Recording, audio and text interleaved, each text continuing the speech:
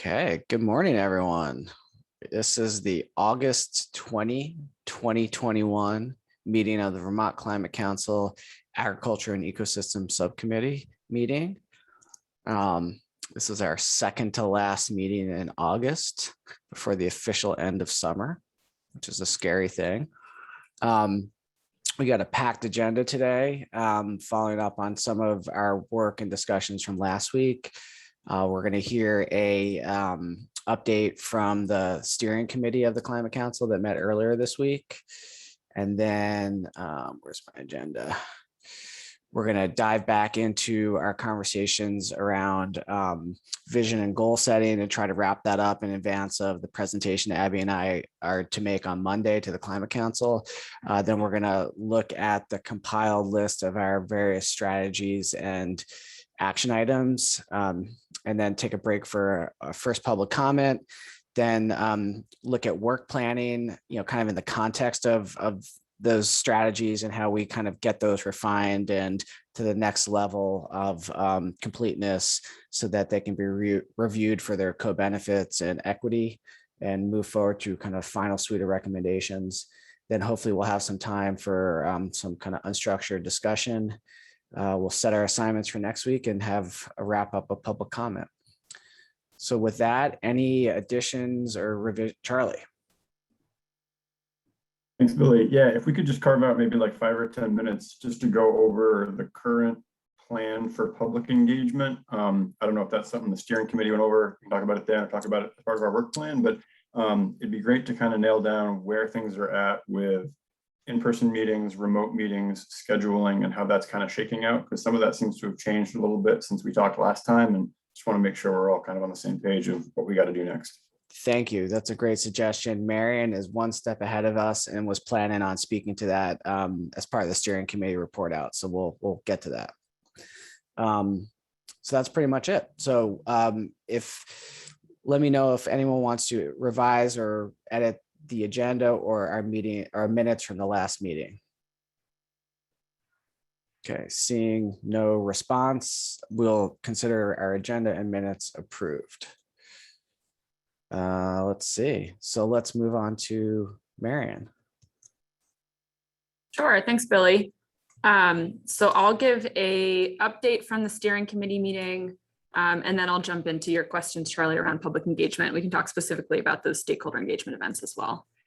So the steering committee met 2 days ago on the 19th to discuss a number of items. They went over the updated council meeting schedule, which I'll touch upon briefly, and then a general review of, yesterday, Lauren, thank you. And then a review of the agenda for the Climate Council meeting on Monday.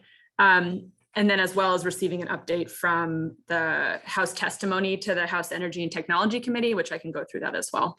So initially they started moving through just their agenda. There was some discussion of a agenda item that originally was planned for this agenda that was tabled for the next steering committee meeting, and that was in regards to the capped drafting proposal that some councilors have put together. There was significant discussion around that and around the process for actually tabling agenda items. That process is going to be taken up at the next steering committee meeting, as well as a discussion around the cap drafting proposal. And I know that there are some councilors that have worked on that proposal, as well as myself and Jane. So the hope is to send that around well in advance at the next steering committee so folks can weigh in on it and discuss it at the next steering committee meeting. Updated council meeting schedule. So just briefly, I think you all may be aware the steering committee adopted a new council meeting schedule. So starting on the 14th, they'll be meeting bi-weekly on Tuesdays from 1:30 to 4:30. And then the steering committee will be meeting on those alternating Tuesdays from 3 to 4:30. Those are all up to date on the website. And I believe Jane has already sent out the revised calendar invites for those. We reviewed the agenda for the Climate Council meeting. I won't go into that in too much detail as it was sent out this morning. But generally you'll be, if you're attending the council meeting, be receiving an update from the Science and Data Subcommittee around the social cost of carbon and cost of carbon recommendations, as well as hearing from Just Transitions on the revised guiding principles and equity rubric. And then, of course, receiving updates from this subcommittee, as well as rural resilience and adaptation on vision and or goals and sort of the progress you all have made on those 2 points. And then lastly, we discussed the House testimony update. So Councilors Liz Miller and Chris Campany and Secretary Moore testified in front of the House Energy and Technology Committee about generally the process thus far, and provided updates and answered questions from legislators. There was a lot of discussion around timing and sort of acknowledgement on behalf of the legislators that we are on a very tight time frame, and that's something that they put upon the Climate Council. That being said, there was a lot of discussion about public engagement, ensuring that we're engaging with rural communities, and discussing with the public the fact that we'll be adopting sort of an initial plan on December 1st, and public engagement will continue after the fact. That's what I have for my notes from the steering committee meeting, and then the update from the House testimony, but I'll leave it to Lauren or anyone else who's on the steering committee to jump in if I missed anything. And I just dropped a link to the legislative hearing in the chat that was recorded on a YouTube channel. So if any folks want to look at that, it was an interesting conversation. Yeah, certainly was. And then I will say that, as always, the steering committees are recorded. That hasn't been posted yet because the email goes to Jane and she's on vacation. So hopefully she'll get to it today. She has been checking emails, but it's a little later than normal to be posted. Okay, so then I can jump right into public engagement and to Charlie's question. So I'll talk first about the stakeholder engagement because I sent some emails about those earlier this week, and that's sort of the closest pressing stakeholder event. So if you all recall, the cross-sector mitigation subcommittee was working or has been working with the Public Service Department on sort of joint stakeholder events for both the Comprehensive Energy Plan and the Climate Action Plan to really target stakeholders that have some technical expertise and to engage with them around pathways and strategies that they're recommending, both for the Climate Action Plan as well as components of the Comprehensive Energy Plan. They're doing 3 stakeholder events. They had their buildings and thermal event yesterday. They had their transportation event, or excuse me, they had their electricity event last week, and they have their transportation event next week. So what we were thinking of doing is providing that same opportunity to the Ag and Ecosystems and Rural Resilience and Adaptation subcommittees to be able to identify groups of stakeholders that you all think are going to be very impacted by a certain set of pathways and strategies or general recommendations that you wanted to engage with on a deeper level and a more technical level than maybe what we may be able to accomplish with the broader public engagement events. So we met with CBI because they will be the ones taking the lead on planning and planning with you all and facilitating these stakeholder events, and met with Billy and Abby and co-chair stand-ins from the Rural Resilience and Adaptation Subcommittee, and ended up identifying 3 events: forestry, agriculture, and one generally around rural communities that folks from the subcommittees will be planning. Billy and Abby identified folks from Ag and Ecosystems, which is why I think a number of you received an email from me. And what we're looking to do right now is set up a meeting next week with those folks who have the time and are interested in helping to plan kind of the event, the agenda, the invite list for those events, setting up a general meeting with CBI next week, and then you all can take it and run with it. So there are emails in your inboxes for those with the doodle poll to try and find a meeting invite. I'll send reminders because I think I said by noon today to respond to the doodle poll, so I can send those meetings and invites out. And the intent is to have those meetings. We were thinking online, although had thought about for the agriculture event to have that one in person on a farm. I think we'll leave that up to you all as the subcommittee or the folks identified to decide if that's a good option to go with. Again, considering COVID changes and others around in-person meeting or whether online makes more sense. So I think a lot of those details are still to be nailed down, and we're going to leave it to the members of the subcommittee to decide. I just want to jump in. Sure. Thanks, Marion. So, Abby and I put up names of folks that we thought would be well positioned in our subcommittee to participate in planning those events.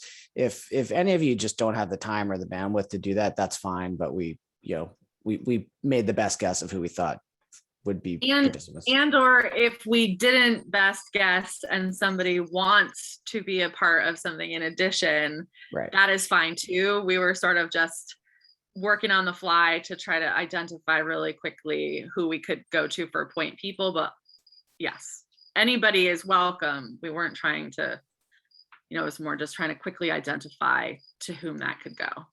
So what I can do is post the doodle polls for each of those events in the chat. So anyone who's interested can respond, and I'll just send the meeting invite for those meetings to anyone that responded to the doodle poll.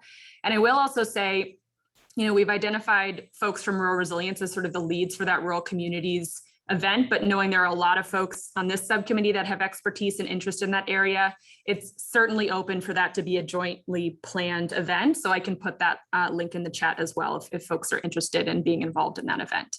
That one's going to be a bit more broad. We have to work on what the agenda is going to look like for that one. Mary, can you just say a little bit to distinguish one more time these meetings versus the broad public meetings that are being held across the state? Sure. So these meetings are intended to target, they're still going to be open to the public, but we're hoping that the subcommittee members will be able to identify invite lists of particular folks. So those that are, you know, involved in the forestry sector or agriculture sector that may be impacted by pathways and strategies and actions that you all are recommending for inclusion in the climate action plan, that you want to get more detailed engagement with those stakeholders on. So if there's a particular policy you're recommending or an action or a program you're looking to create and you really want feedback from the farming community on what that would mean for them, this is the opportunity to have that discussion. And I'm not saying it won't happen at the broader public meetings, but the broader public meetings are going to be that opportunity for folks to voice, you know, their concerns about climate change, the broader issues that they want to see in the climate action plan. And we just want to ensure that there is also a space for that more technical engagement with stakeholders through these types of meetings, so that you all have that going into the broader public engagement meetings as well. Lauren, then Charlie.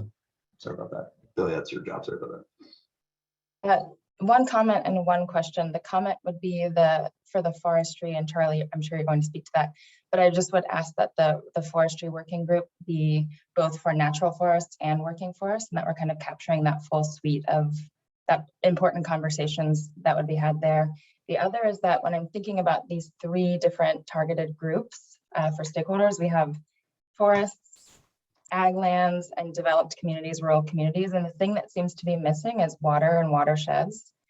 And I don't know if it's too late to add that group, but that there's a lot of community involvement and resources and stakeholders that I think would be really interested in. And we have a lot of water-based strategies in a couple of our task groups. So I'm just curious if there's space to add another one that would be more water or watershed specific. I don't think we're opposed to adding another one. I think, you know, we originally had more identified and left it to the co-chairs to kind of, we had a long conversation about the stakeholders to engage and what was important to have. So I think we could discuss that. I will say the timeline's really tight. So if we wanted to have a watershed or a water meeting, we'd have to identify that quickly, check with CVI if they have a facilitator to work with that and get that planned pretty quickly. But it's certainly not off the table. So seems to be from the comments in the chat, etc., that there is interest in that. It was not that Billy and I were trying to ignore that. It was that yes, to Marion's point, we can add whatever we need to add. It's a matter of capacity, honestly, and a matter of who can be there and help shape that. So if there are folks on the subcommittee that are really are able to step into that role of creating how that event happens and what it looks like and how it's structured, I think that's fantastic. We seem to be running into some capacity issues, and so that was a result of that. But well said. if that is the will of the committee, then we are happy to facilitate that process. We just need people to do so with us.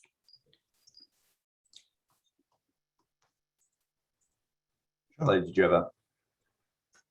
Yeah, No, thanks. I was just seconding. Oh, Charlie, not Billy. I'm sorry. No problem.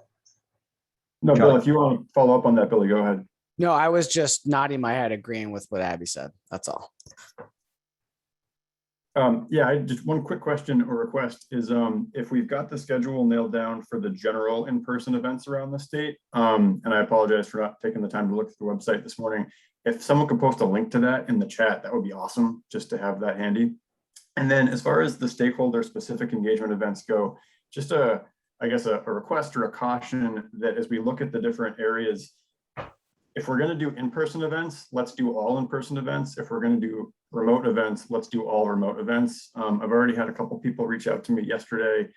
It was kind of news to me that the ag one would be on a farm, and they were just saying, how come ag is going to be in person, but forestry is not?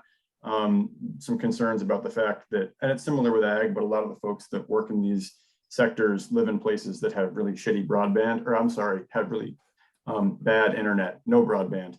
And so, you know, participation is harder, and also just the optics of it. So we want to make sure that we have equity of access across all sectors. And I get there's a capacity aspect to that if we're doing it in person, but if I can just put a plug in to either keep it all online or keep it all in person, just so there's uniformity, that would help. Thanks. And this has been our just as the help to support you all planning.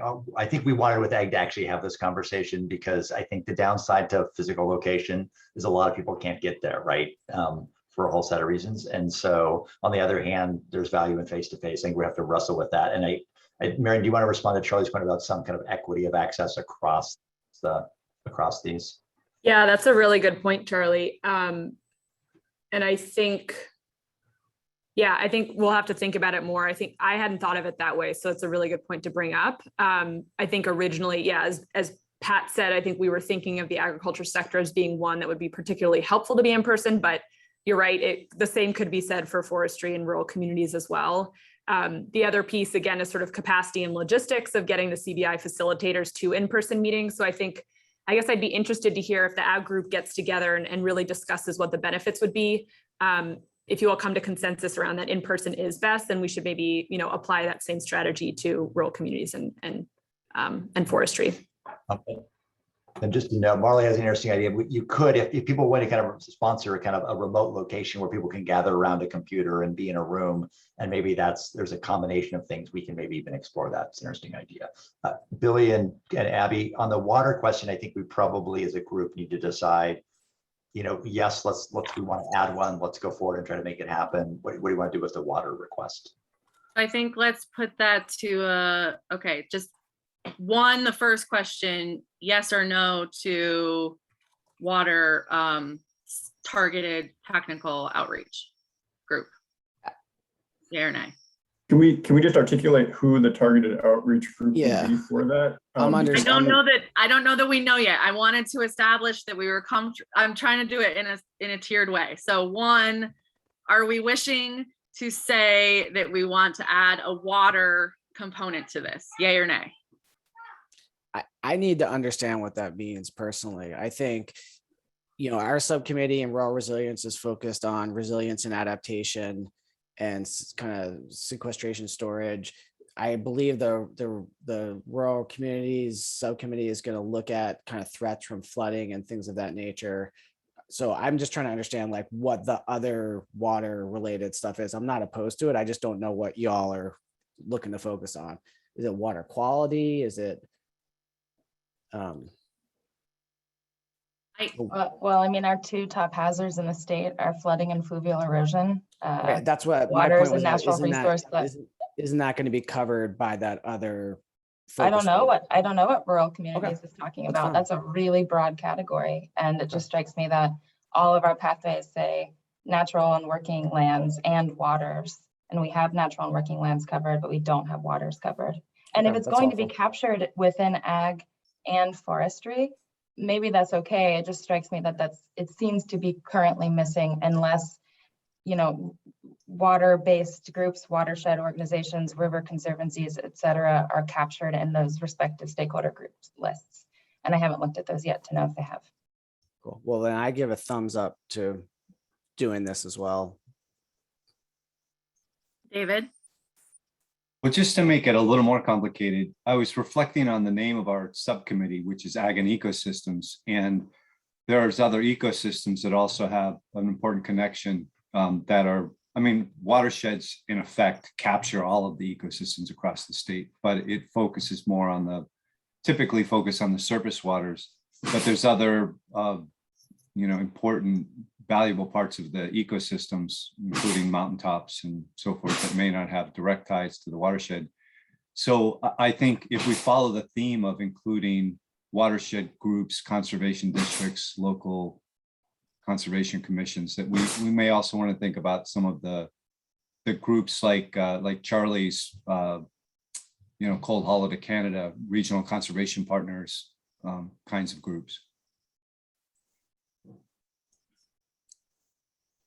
Just to jump in, Charlie? I think in our conversation, we, under the kind of what has been referred to as the forestry focus group, I think we are intended to look at forested and kind of natural lands, actively managed and natural lands. So I'm hoping that those considerations can fall under that umbrella as well. I think part of it too, and I could be wrong, is that some of this more targeted outreach was to try to capture the points at which the function and the outcomes bump up against one another. In other words, who are the people that have to be doing the work every day to make those outcomes happen? And the what you're trying to get from those people is a different thing than talking about, I'm not sure how to frame this right, but because I'm going to mess up however I try to say it. I'm not trying to elevate somebody over another, but there is a certain amount of functional agriculture, for example, has to functionally be able to operate within a watershed so as to not compromise the watershed. And the technical capability to do that presents different issues than might come up in like a broader discussion about watershed systems, for example, I think was some of what we were grappling with. I am not saying we grappled with it appropriately or correctly. I think just that was some of what we were trying to get at, is in these more targeted pieces. I am not against a watershed one, but to the point that was asked, I think we need to, I just might need help knowing how to steer that one. Did co-chairs, just a quick thought. I'm aware of our time here, and so I wonder if we just need, I think the group has some questions about this. I wonder if we can just say, look, we've got to kind of go figure this out, see if we can, whether it's ecosystems, water, or we can figure out a way to fold those into the two we have. Maybe we hand this back to the co-chairs to kind of just advance, because I'm just aware of time. I think that's fine. I think if someone wants to kind of propose a specific kind of scope for an additional stakeholder meeting, that would be great, focused on water. But I want to just reiterate what Abby said. I think the intent here was there are broad opportunities for public engagement around all these issues going forward. The intent of these meetings were to focus on specific groups of stakeholders that have an outsized relationship to the recommendations and work of this group. Since we're going to be focusing on forestry, agricultural practices, conservation, things of that nature. If there's a clear nexus for kind of water management broadly, that's great. And if someone can articulate it, we'll figure out a way to make it happen. If I can just add one quick thing, this isn't the only opportunity to engage specific groups of stakeholders.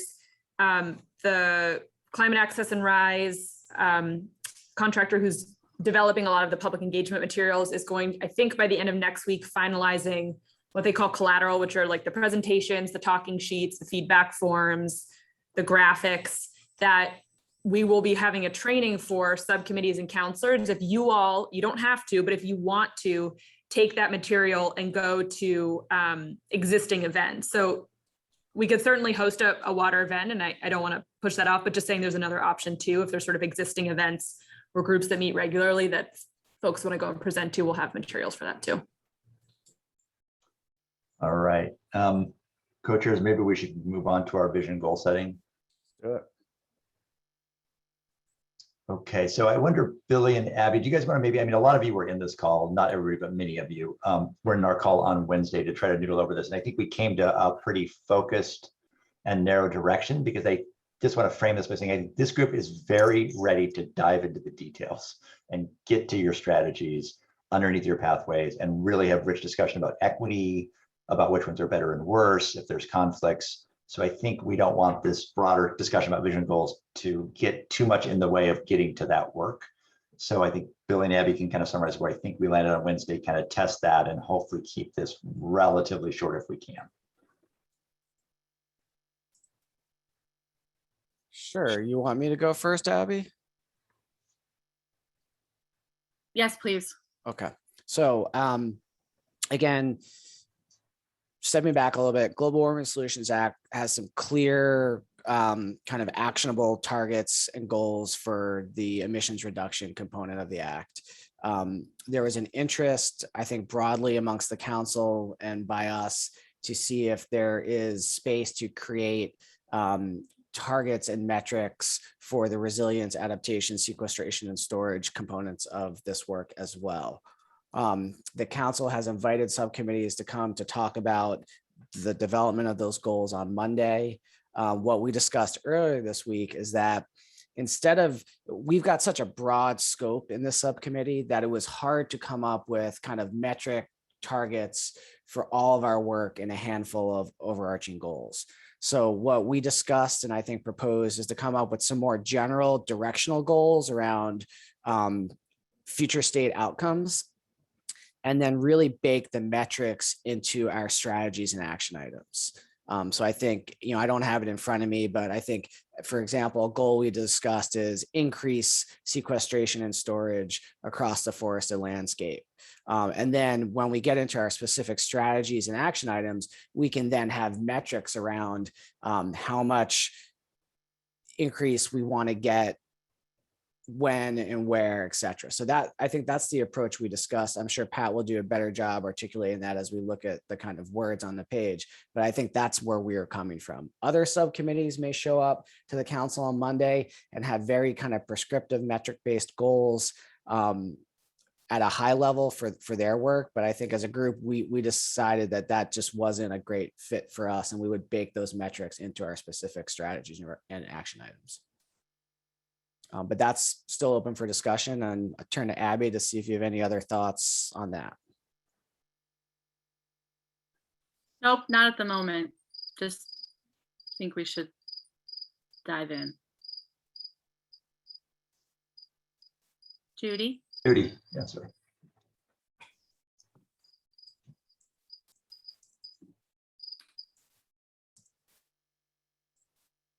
I agree with you, Billy, that's what we discussed at the last meeting. But at the steering committee meeting, they had a specific agenda that was process that was broken down with goals and then strategies and pathways and then strategies. So if we go with no goals, are they going to place our pathways and strategies into goals? Marion, Judy's a good question. No. So that was, I think, what Billy identified. There's a benefit to identifying goals, but it's not a requirement, and it's not going to change any of the recommendations you already have. So it would be however you would decide to go with goals, either broad goals or more specific goals at your pathway level. That's what Rural Resilience is doing. Or even more specific at your strategy level, we would figure out how to incorporate that into the climate action plan, but we're not going to take your pathways or strategies for you and change those into goals. That's a decision that you as a subcommittee make, understanding that it is really difficult to set goals for these types of bodies of work. So we'll take what you propose and fit that in and work with you all to fit that in. But we're not gonna set goals for you if you don't. Also, at this meeting, it was made clear, Billy, that we probably won't be ready on Monday because of the way we're doing it. And they were like, okay, we'll put them on the agenda, but if they don't have anything to present, we'll just move the time to somebody else. Okay, thanks. That's really helpful. I wasn't able to watch the steering committee, so that's good update. But I think, my hope is that we can kind of, as a group, agree upon our approach today. And then Abby and I can share that with the council and hopefully get their approval to proceed. So I guess the question then, Billy and Abby and the group is, so like I put, the 3 goals that were we noodled over on Wednesday, I put in the chat just so they're there. I know they're missing the people component Judy's felt strongly about and fairly so. So I guess one question is just, as Judy said, you don't need it. You say the council, we are diving into the details. Broader goals may emerge. We're not there yet. We're done. And that's all you need to say next week. That's option 1. Or option 2, you could bring these kind of directional broad goals tied in part really to your work plan that are in the chat if you want. I think we just kind of need to decide whether to bring nothing right now or something. And that's really your all's decision.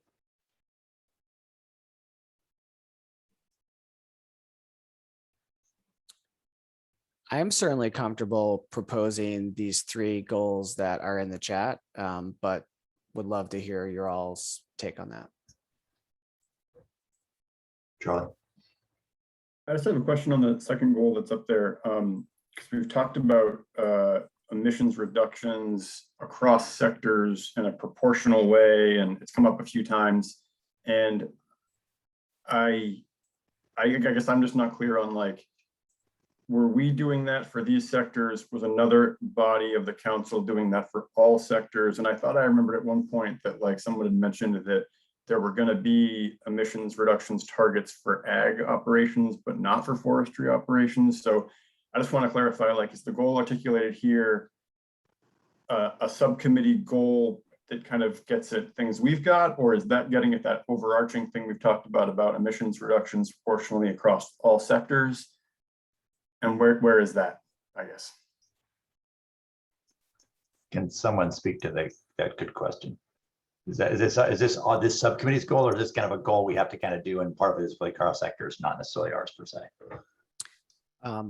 My sense, it's a little both. I think there is a direct charge related to ag sector emissions that this subcommittee is informing strategies related to. The target is being set by cross sector, and this group is providing strategies and recommendations how to get there.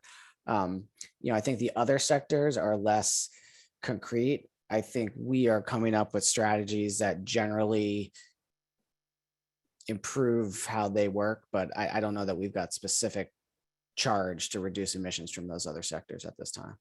I think it partially plays into however the sector-based analysis that went into how they're establishing the greenhouse gas inventory was done.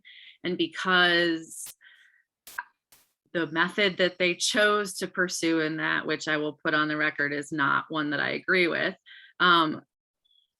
Forestry's emissions didn't rise to the same level as agriculture's did. And I think that because of the way that there's a small component of the law that we talked about where it has to be proportionally reduced, that's where that component is coming from, if that helps. Charlie, any follow-up before I go to David? Okay, so it sounds like as we're addressing it kind of in our goals, we're not kind of jumping to that higher cross-sector target for proportional reduction work. We're talking about it in terms of, here's a strategy that could do that, but we're not going to peg a target. Okay, thanks. And I think it's important, and we should I think we need to be addressing emissions reductions within the forestry sector, but the rationale as to where it fits in the prioritization is based on how the proportions were established within the greenhouse gas inventory. Okay. Somebody with better expertise is welcome to tell me I'm not understanding that correctly, but that is my understanding of it at the moment. Thanks, David. Just responding to Billy's question, it seemed to me from our last discussion that in some ways that was the use of the term goal that was hanging folks up. And I wonder, I find this to be a useful structure, just a set of, it's one way to slice the way that we think about our strategies. So maybe we call them something else like categories, or describe them in a way that just makes it clear that our strategies fall into these 3 different kinds of buckets. Gotcha. Well, and of course, we haven't addressed the question that I brought up last time, which is where are the people in this? Where's the equity in this? And Judy, can you, to that end, again, and it may not be doable now, which is perfectly fine, is can you imagine either infusing that into these 3 goals, or we had a 4th goal that addresses really the people-focused and equity-focused piece that we could at least name for now? I think it needs to be embedded in the 3 points that are made here, because equity isn't a box to be checked off. It's embedded in everything we do, or it should be.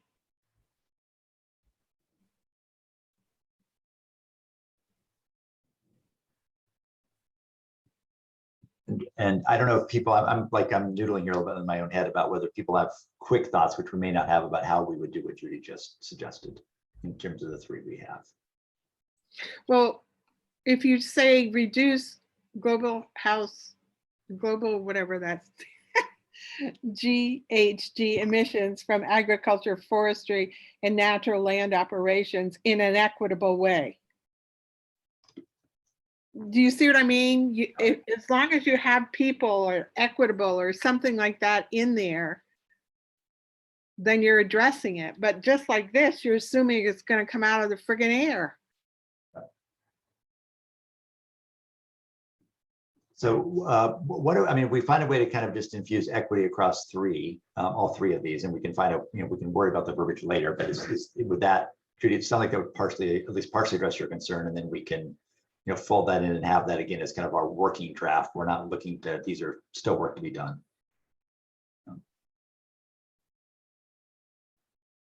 There, and Cheryl just added maybe some language in there that is very helpful, and maybe we can figure that for all 3. Yeah.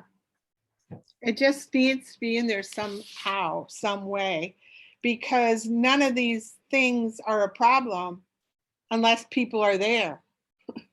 Right. Let's do a little bit more discussion, and then when we start to turn to our next discussion about the matrix and the details, but I might turn that first part of that over to Billy and Abby, and I can work on some wordsmithing and then bring back some revised goals towards the end of this meeting to take a look at, just see if we can do this in real time, but we'll see how we do. But a question for Charlie, do you want to talk about clarifying the natural land operation one?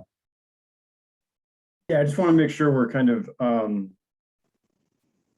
because I think I guess I have a hard time thinking about if we're going to go change something to reduce something, then we're, in my head at least, that's not natural, right? We're changing an operation for something as opposed to setting something aside to then have greater capacity for sequestration or storage. So when we talk about, natural lands are incredibly important in this mix. I just want to be clear about when we talk about natural land operations, to me, those things kind of, at least the way I'm thinking about it, they a natural land operation, there wouldn't be an operation, right? We're not creating greenhouse gas emissions through an operation on natural lands if we're managing them as natural lands. Does that make sense?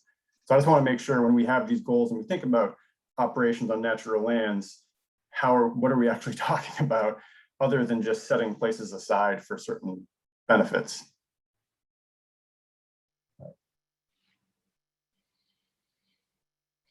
I mean, Charlie, to my, this is probably not helpful. To me, I thought number 2, what is that 3rd one? And I was thinking, does that mean you make sure that the Department of, I'm not using it, if if the Department of Forestry, which you don't have, whatever the agency's called, make sure all their trucks are electric? It wasn't clear to me, right, what that 3rd one actually meant as much.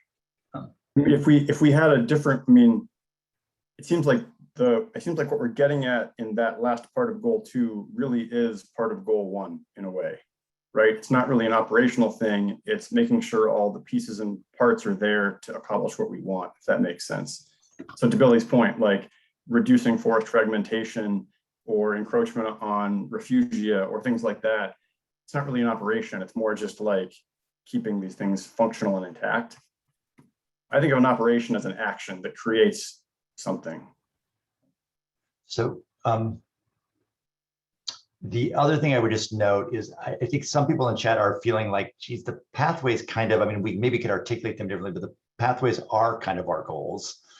And so it feels a little like we're reinventing the wheel here, which is, I think, back to the conversation we had on Wednesday.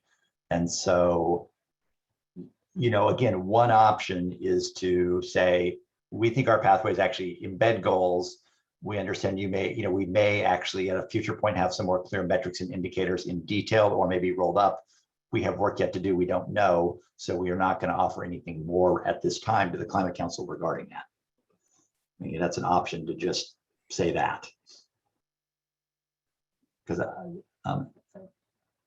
yeah, I guess what I would like to say as, because unfortunately, Billy and I have to be the people that take whatever forward to the Climate Council. So I think however we land today, what I would like to understand from this group is, how would you like us to take to the Climate Council a framing from this group as to the importance of resilience and adaptation and how we're going to prioritize meeting those equitably resourcing or meeting those two components as we move forward. So to Pat's point, again, like I think we talked about on Wednesday, if this structure isn't fitting, if this isn't feeling right for all of the work that we've already done, that's fine. We need to be strategic about making sure that we can illustrate in some way the importance of what we're trying to accomplish here and how to elevate it to the level of mitigation strategies. Does that make any sense?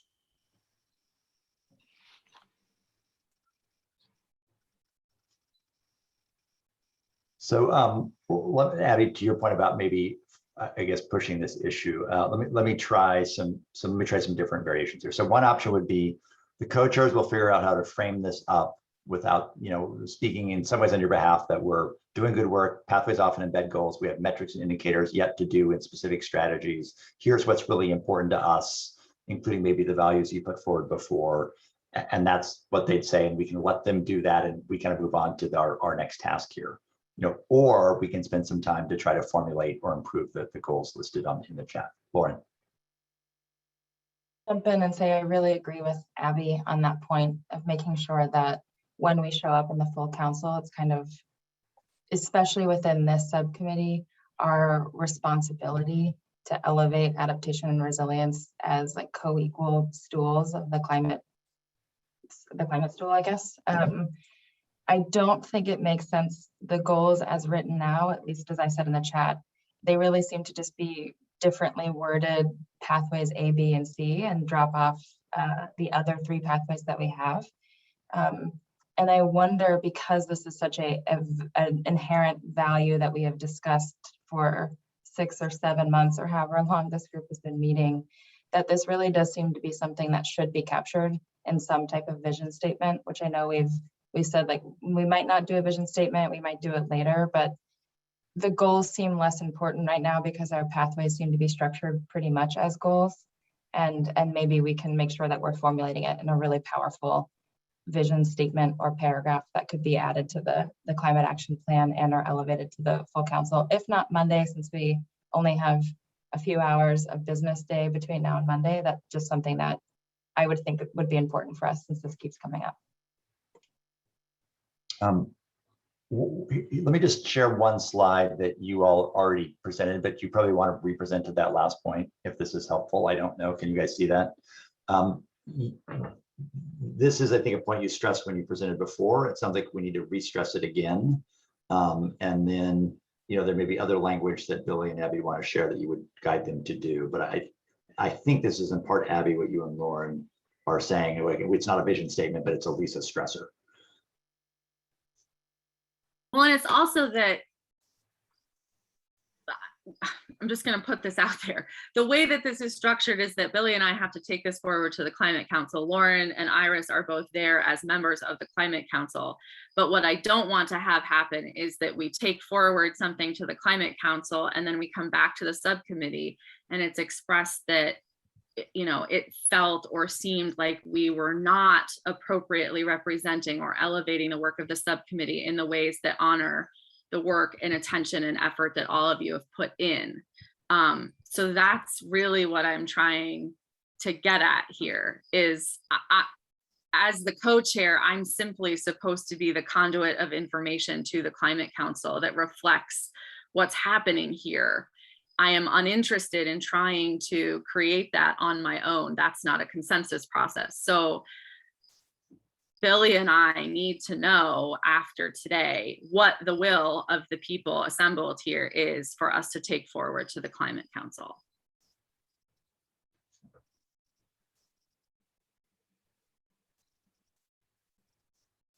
Or Billy and I can take forward whatever we want and y'all can yell at us later, but I would prefer to not go that way. It's kind of what I'm trying to get at. Let me make a proposition just to try to keep it simple, and people may totally disagree. Again, to help, to me, there's 3 sides you could present again to the Climate Council on Monday. The values you articulated really nicely to reemphasize to them. Do we have specific goals maybe that you're looking for today? No, but these are really important for you to note and really are continuing to guide our work. 2, here's our pathways, which really are goals in many ways, though to Alex's point and others, Alexander's point, you will be working on thinking about potential measures of success for each of the pathways and the stressor about kind of the 3-legged stool. Those 3 slides, take that forward, make some of the points that Abby and others made today and call it a day. How does that sound?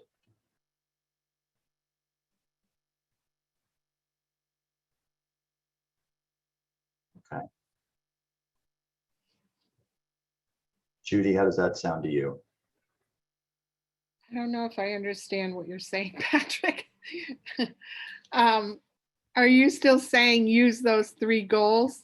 No, don't reference them at all. Just reference the values you already described, which we have in a different slide I can bring up in a minute, the pathways and the stressor on the 3-legged stool that is more than just mitigation. And do we have a sentence written down as to what the goal for each of the pathways were? I'm just sharing the pathways now. People can look at the language here.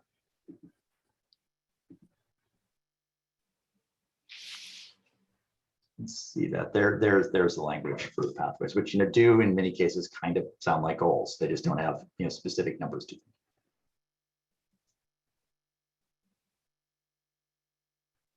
Yeah. Again, I guess I want to go back to the idea that I think the council invited this goal setting exercise as a way to establish kind of metrics and targets for this work.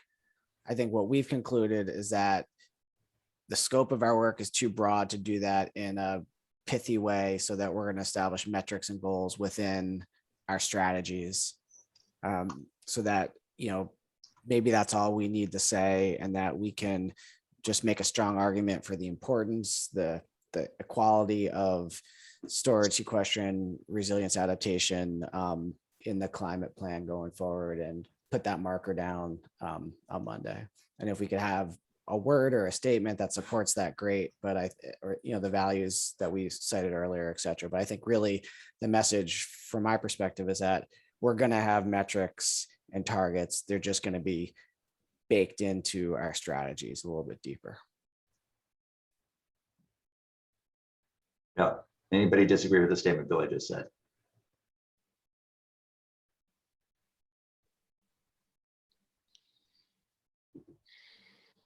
Okay. I don't know, Abby, to your point, whether you need any further clarity or direction from this group than that. I think that we're kind of heading in that general direction that Billy just described. We're seeing mostly thumbs ups. As long as we have thumbs up, which I apologize, I can't quite see. Okay, so I sort of see. I'm fine with that. I just want to make sure that we're reflecting the will of the body assembled. Listen, did I will miss and priority of the body assembled. Alyssa, did I miss a point you wanted to make earlier? I might have missed your hand up. No. Okay. All right, does anybody object? I think it's now, if you say, no, I don't like what, we just kind of formulated here, Billy tried to describe briefly. If anybody doesn't agree with that, say now, so we know that. Or if anybody has questions too, That's,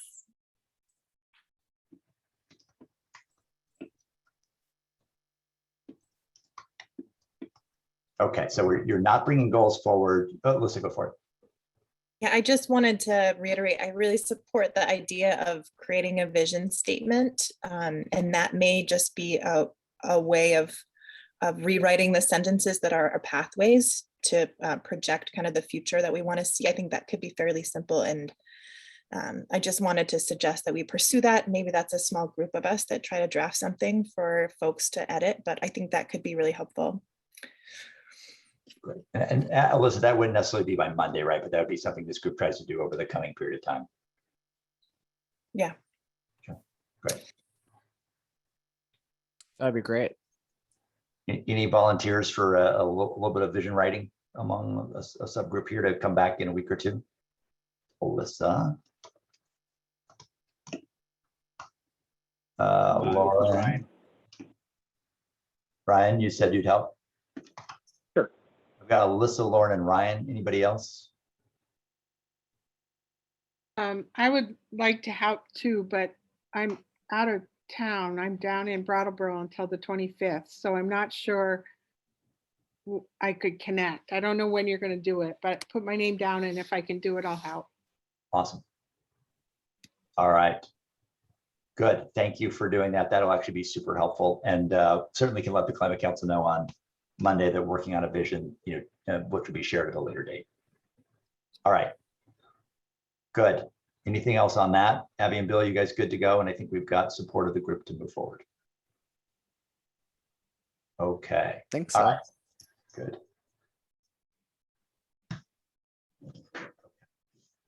All right. Let's go forward to, I think, strategies review. We're almost back on schedule. And I don't know, Billy, Abby, Marion, do you want to describe the work you did to consolidate everything, a little bit of background and context, and then we'll figure out what to do with this.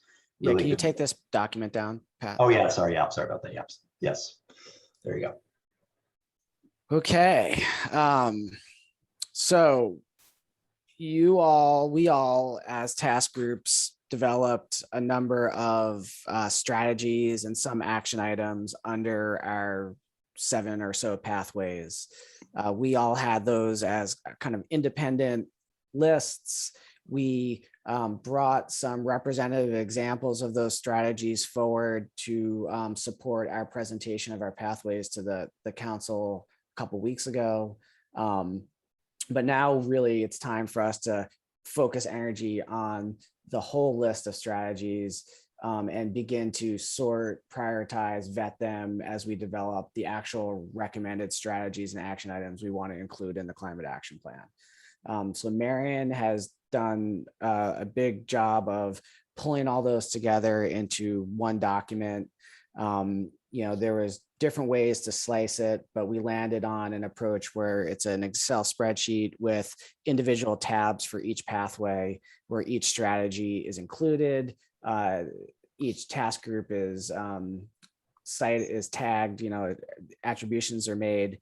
And I think Marion has made some effort to kind of group them in similar ways.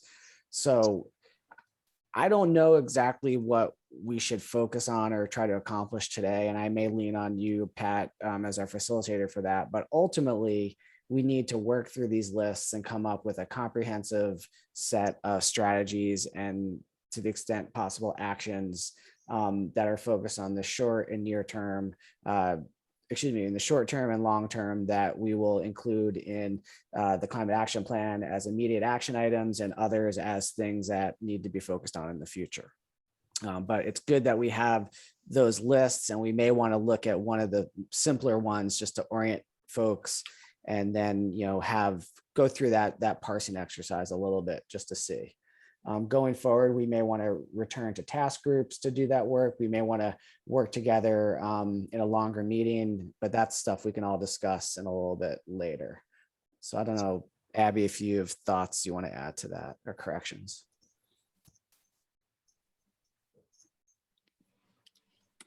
Well, here's a proposal about how to start this good but deep task is, we thought maybe we could pull up, it's organized by pathway by tab in the spreadsheet. And we thought, why don't we go to a tab that's got fewer stuff in it just to start, like maybe A, and we could look through it as a group together, and we could think about things like, are there redundancies within those strategies we want to name? Are there ones that maybe have links to other pathways? What do we do when we've got strategies or actions that seem to fit in multiple pathways? So that's another thing we could explore a little bit together. What might be missing, at least an initial blush at that. And then we could, even if we have time, take one of them and just say, well, if we use the MCA tool or we really think about equity, what would we be thinking about? And the reason to do this is kind of to practice with one tab as a full group, and that will help us think about how to take this going forward and vet it even further. Well, we'll have to figure out somehow to get through all of this together. So that was our thought, was just to start today as a full group and try a few things with one tab and see how it goes.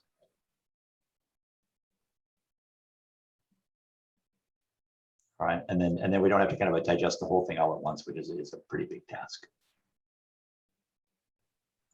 If people are wanting to do that, maybe we can project up, I don't know, Billy and Abby, the kind of the tab A, look at it together and just start having some conversation about it.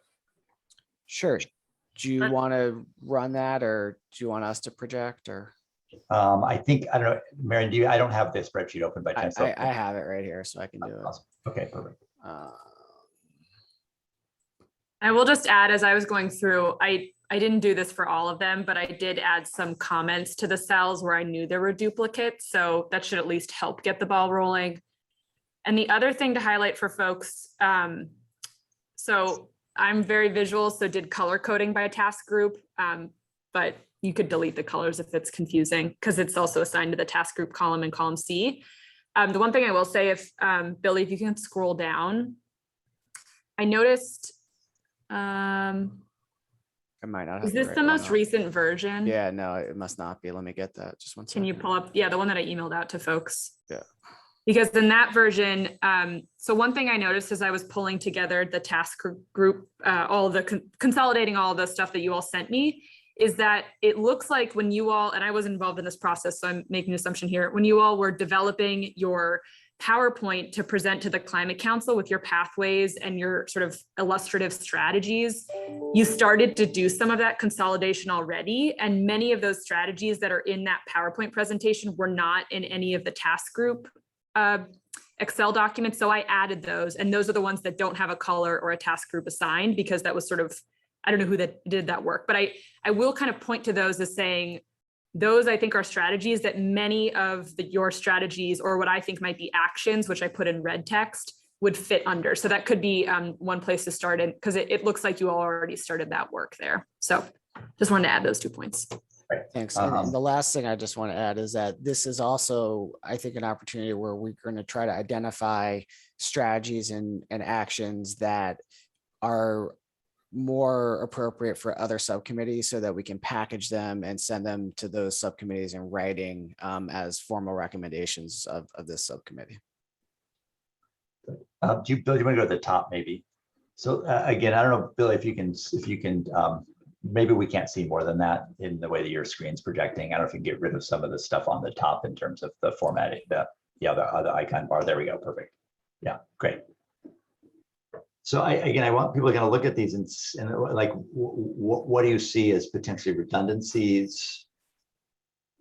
What do you see as you have questions about? Let's just kind of take a look at this and noodle on it together. Pat, would it be helpful if we spend a little bit of time down at kind of refreshing ourselves with the kind of compiled strategies that we used for our presentation? We might, and just to be clear, Billy, and I'll go to Charlie's point, these were developed for the Climate Council slides when you presented on your pathways. These were kind of example strategies that you kind of blended from the specifics from the different task groups. Is that correct? Correct. All right. So Charlie, go ahead. Thanks. First off, thanks to Marion for putting this together. You know, what a task to like consolidate it all. So thank you for doing that. I think one thing that Marion started to do, which I think would be a good place to spend some time, maybe not first off, but is in starting to tease out these strategies versus actions, and maybe starting to kind of look at it in terms of framing it that way. Like we've got a strategy and here are the actions under that strategy, and started to kind of tease out, call it a decision tree, call it whatever you want. But that seems like something that would be a good time to spend some time on at some point. Billy, maybe what I would suggest is, since these 19 through 23 are roll-ups, maybe we should go back through some of the details above and do a little noodling and then come back to see if those actually capture what we think are the kind of the sort of the buckets, for lack of better terms. And to Charlie's point, maybe again, Marion, would you want to just to describe, this is again definitionally a challenge, but strategy versus action. So as we think about red versus black print, what the distinction we're trying to make is. Yes, and I have my definitions up, so I can just look at them while I describe them to you. So I won't talk about pathways, but strategies are the what. So the pathway is, or excuse me, the pathway is what. So what are we trying to get to, right? What's that sort of end state we're working towards? The strategy is the how. So how are we going to get there? And it's a statement of, you know, general measurable activity, a benchmark, that is a subset of those pathways, but isn't down to the level of a specific operational task. So it's, I think, actually easier to identify, and this is how I was doing it with this set, identify what are definitely actions, because to me, actions are those really specific operational tasks that talk about an existing or proposed new policy or program, a project, an initiative. So when you're in my mind, it's almost when you're calling out a noun or a specific organization or a specific funding source, that's an action. Whereas above that is the strategy, sort of, you know, how are you going to get to the pathway? But the action is really that one specific item, program, policy, funding source, you know, group that you have to work with, that you've identified as the step to get to the strategy. So hope that helps illuminate. But that's definitely how I was working through it, was looking at, you know, are you identifying a specific program? Are you identifying a specific policy, one specific action step? That's what I tagged in red.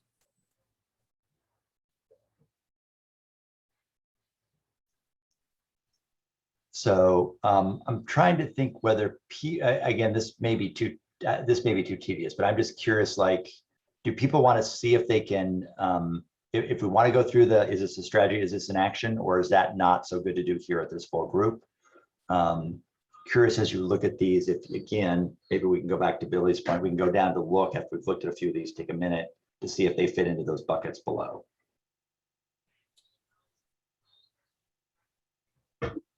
The format that Marion sent it to us, to me, didn't look like this. It showed all of the pathways together. And then once I saw all of them together, I could see easier whether there was duplications, but you want to see if there's duplications within each pathway. Is that it, Marion? Judy, that's a good question. There could be duplications within the way they're organized, but there could also be duplications across. Judy, you're absolutely right. And so when I was looking at it across, it seemed clearer to me, but I don't know. Maybe I'm not digitally savvy, so. No, it's a good point, Judy. And I don't, you know, I think it's for you all as a group to decide how you want to move forward. I agree. You're bringing up a good point. There's duplication, and I wasn't catching everything, but I started catching some of it. Duplication both within the pathway, where you have either duplicate strategies or actions that are speaking to the same program, maybe just worded a bit differently. But there's also duplication across pathways. So both of those but both of those tasks are going to have to be addressed. I think one way to think about it would be, you know, you could certainly have the task leads start to look at it by pathway, but you're going to have a group together to look at it across pathways. And so I think leave it up to you all to decide what's the most useful to review today, and then break that body of work up amongst, you know, folks who are willing to take it on. And the only reason we avoided the full list is just because it was so large, it felt a little daunting. Not that but if it's easier to look on your end, I think you should, certainly do it that way. Yeah, and again, they're all organized. The full list is just the first tab. So. Can I suggest, as we're looking to organize these, I think there are kind of four major big buckets. The first two are developing new programs that track and reward carbon sequestration in forests, and developing new programs that track and reward carbon sequestration in agriculture. And then the second two buckets would be expansion of existing programs that incentivize carbon sequestration in either forest or ag. Does that make sense as kind of the 4 bins for this? So you said, let's just new projects and tracking for forest and ag, and then expansion of existing programs for forest and ag. Yeah, I think all of them fit into kind of those 4 categories. If that's what we're looking to do, is to kind of arrange them, right? Yep, exactly. What do people think about that kind of 4 bucket approach? And then you could figure out what goes slotted within that. Sounds good.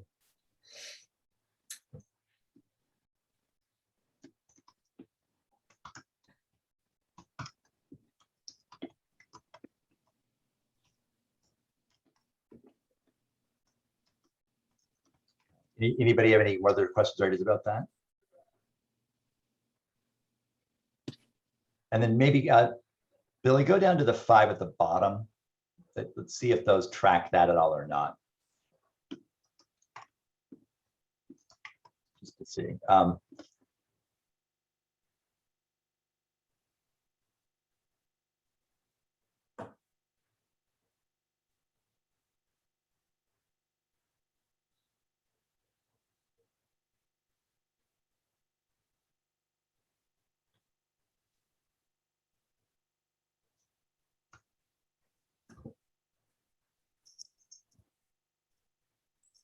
I said programs in my chat anyway. I think the one advantage to Alyssa's approach, but people should weigh in, is that they're very specific to like essentially programs, tracking, and tools, and then they're subdivided by forests and ag. And then what you can do is then you can fold any number of things under each of those in terms of like, you know, either new or changing to existing programs. And so it ultimately would give the legislature pretty great clarity about what you're asking them to potentially do, and or agencies.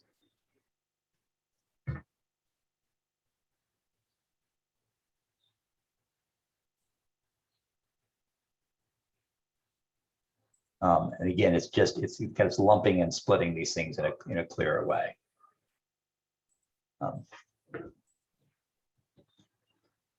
A question maybe for you to think about too. So there are very specific actions that I think are really clear, like expand funding and support to the Vermont Community Canopy Program, right? Specific program, you're saying something specific about it. We can talk about whether you want to add dollars in terms of amount to it. That's pretty clearly an action. And there are some things that, you know, are broad enough that do we need to put a finer point of actions on them to actually make them actionable for people? Like incentivize in-state purchase of carbon offsets developed by Vermont-based carbon projects is a strategy, but it's not quite clear then how you would do that, right? Do you need an action that goes below that, for instance? Yeah, these are definitely going to need to be refined further in those ways. But I think at this point, we're just trying to take something that's large and jumbled, provide a little bit of organization and structure to it, and then that will hopefully make that further refinement a little easier. Exactly. So I don't want to jump us too fast to next steps on this. So do other people see anything in this, just this pathway A, in terms of ideas, reflections, thoughts? And I know it's been overwhelming to look at, you know, in detail.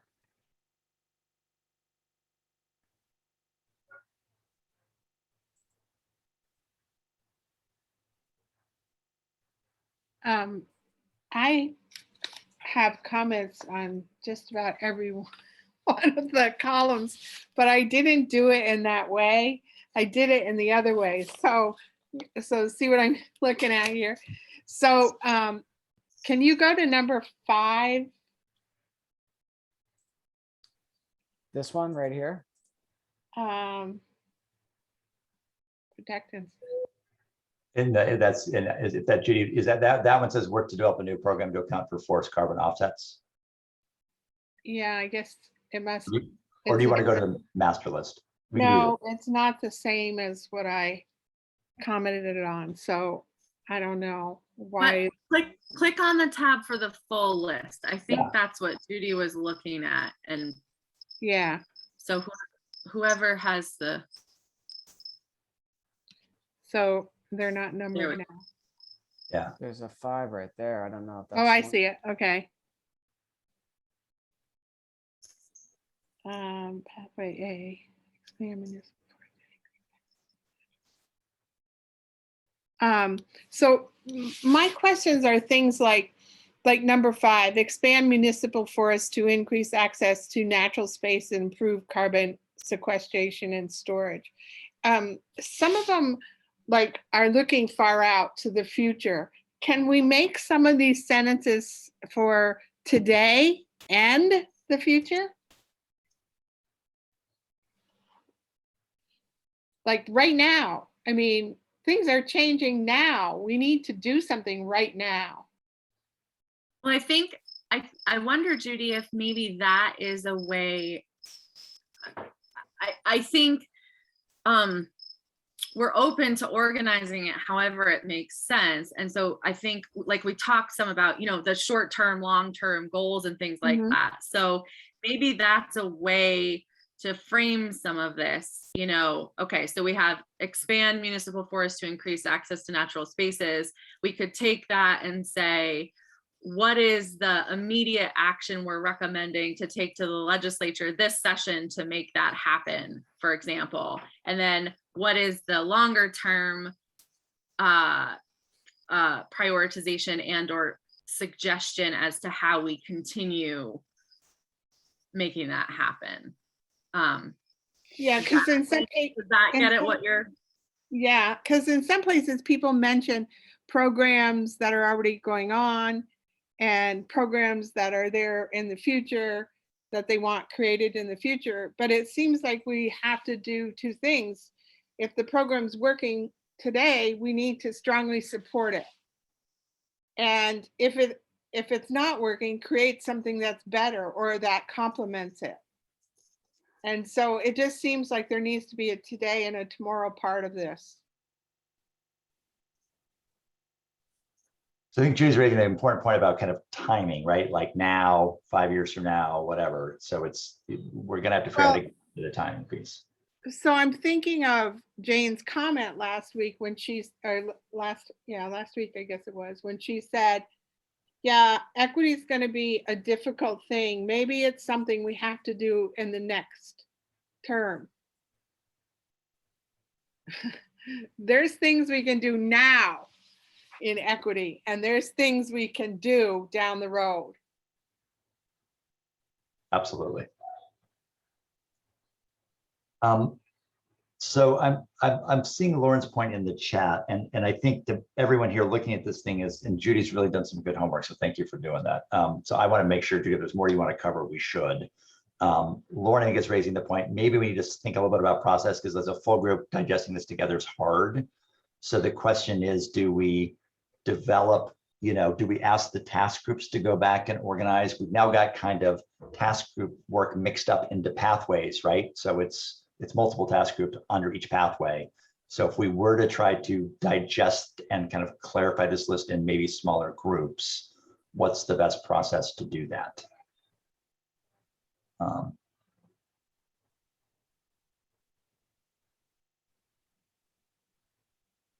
would think, we could either meet as established task lead groups, and each of us could go through our suite of strategies, identify which are actions, winnow down the list, because there's a lot of redundancy, as I said a couple of times, and then maybe the task leads or the task leads across each of the 4 different groups can meet and look at the comprehensive list and come up with that together. Charlie. Thanks. Yeah, I guess I think the main question is, do we want to look at them by task group or by pathway? Like, stop thinking about it task group and think more like this group's like a pathway. We have to establish that, right? Because there's crossover there. So that just seems really important, as to nail down, if we're going to break up into groups, are we going to go through and basically look at each pathway tab, pull out the task group tag, and then organize it, which we could do. The other way to do it would just be to split up into pathway groups now, I guess. And I think that's Charlie, you framed it nicely, is my question is, does it make sense to stay in task groups? Does it actually make sense to switch and turn more to kind of groups on pathways? Billy. I think that's a good question. What I was gonna suggest that maybe we ask our staff to help kind of do the winnowing that Lauren suggested, not losing anything, keeping track of everything, but winnowing the list, coming up with another draft, and then having the task leads meet together to kind of work through it. That would be the kind of smallest group of people. If I think an alternate is having the staff do that winnowing and then having newly constituted pathway groups meet to work through it. So either of those options seem viable to me. The task leads might be more manageable. Well, I think we still have to come together as one. Well, certainly, we bring it back to the full group. Right. Absolutely. But just to get that initial next cut done. Because there's things like I'm looking at my notes, and there was a couple in there about planting trees for diversity. I would like plant everything for diversity, not just trees. You know what I'm saying? And so I'm just thinking that coming together, we could have a conversation about the words, the choice of words that people used and why. And I think to Judy's point, obviously there's some organizing work to do here and some further kind of cleaning up. But then at some point, I think the full group has to kind of, and this can be tedious, but the full group is going to probably have to go through these and kind of wordsmith, see where you are. You may want to talk about metrics, about timing, and that's just a lot. It's a lot of work, right? But it's the part of the work that gets the detailed work done. And so we need to think about that as well. So, Maren, I don't know what you think, and Billy, my only concern about the staff, whether that's Maren or me or whatever doing this, is I think you guys have in your head a lot of this good work. We might organize something or clean something up in a way that's actually wrong. So the task leads may not have the time, in which case we can support you. But my sense is if the task leads could do that first cut together, I think it brings synergy across the task groups. It has you who have subsequently worked on these thinking about how they kind of fit together. So my sense is it would work better if we did it that way, but it would also take time for the task leads, which you may not have time. Abby. Yeah, I'm fine with that suggestion. I also wondered well, no, I'm fine with that suggestion. I retract my hand. Okay. No problem. I mean, task leads, if, this is, again, how fast we do this, I don't know, but do you have the time and ability to kind of, we'll bring you together and we'd really kind of work through this with some detail, and it probably takes several hours.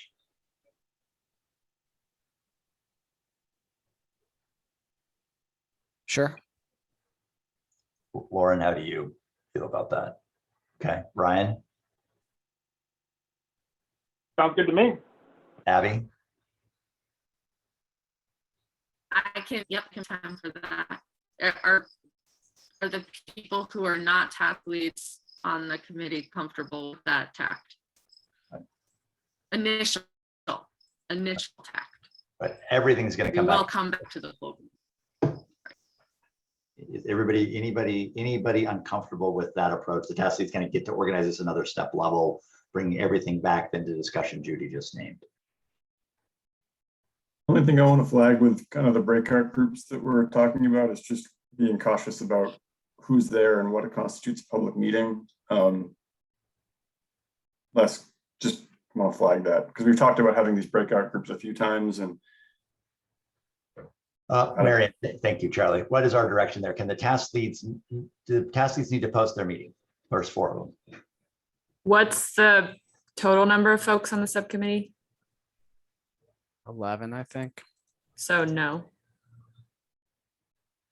Charlie, thank you for asking and raising the good process point. My follow-up to that was going to be if the task leads want to do it, but if they want to pick a time and then anybody else who's available can join them, that could be an option too. But then again, that could create that number issue. So if you want to keep it to those 4, then let's do that. Yeah, you could maybe add one more, but yeah. Charlie, to that point, I mean, maybe again, folks are going to take the first crack at this and that sort of sub quorum number. However, it may be that we continue to break out the work and we even have to post meetings, say this like hour, we're going to focus on this topic and this or that topic, and anybody can come, right? if we can add one more number and not trigger quorum, is there any additional person who wants to help? And furthermore, maybe who would actually, is there any kind of substantive expertise missing from our task leads as we go through this? Charlie. Yeah, I'm happy to help if the scheduling works, but I also don't want to overcomplicate this too. So you schedule it and let me know. Okay. Just wanting to flag that I do not have that expertise that Charlie does, in spite of being the farm and forest representative. So wanting to put that out there. Good. All right.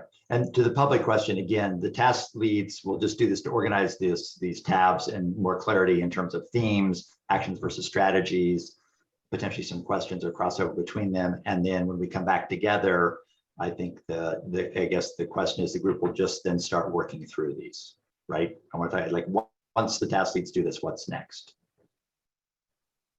Yeah, then we come back to the full subcommittee, you know, and work through the process going forward. But I think there's an acknowledgement that the amount of information right now is somewhat overwhelming, and to try to sort through it as a large group is not going to be effective, so that a smaller number of us just needs to kind of put our heads down for a few hours and do that, and then bring it all back to this larger public group.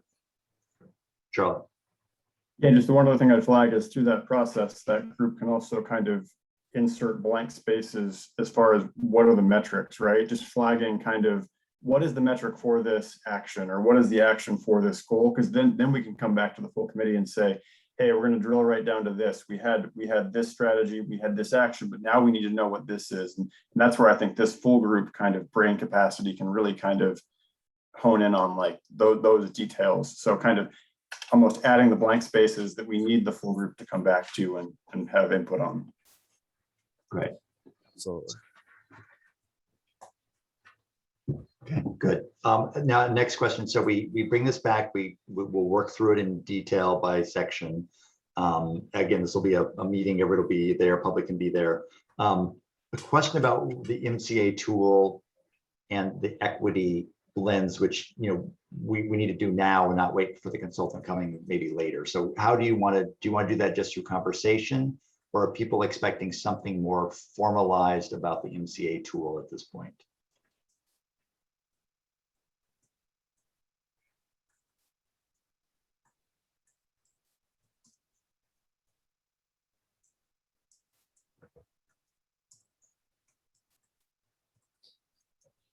Sure if that comment was meant to apply to the equity screen as well, but I personally am looking for something more formal for the equity tool, so that we can be held accountable to whether or not we've considered each of those criteria.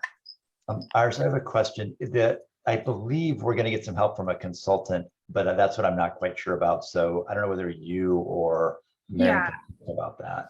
I mean, Marion can probably say more, but I am not sure where that process is at, and it seems like it might take longer than it was expected, but I'm not sure. Marion, do you have an update? Yep. The update is that the proposals are due today to Jane. So she is hoping to get a couple for the consultant work. And then our hope is that we'll have that person on board again, if we receive proposals today by the first week of September. But I think we'll know more after today based on the proposals we receive. And whoever you get, their job with us in terms of the equity tool is to train us how to use it, to do it for us, to do it with us. What's their job? To do it with you. They're not going to be able to do it with all of your actions. Like looking at that spreadsheet, there's a lot of them, but the intent is to have that person work with each of the subcommittees with the equity screen and the scoring rubric to go through. And I don't know how many it would be. I think it depends on how long it takes, but to go through some. And so I think it'll be up to the subcommittee to maybe identify some actions that you do want to put through with that consultant. And then they're essentially training you all to be able to do that on your own, getting you all to think about the appropriate questions, the scoring, the implications of doing that screen. So they're both doing it with you and then sort of training you all to do it yourself.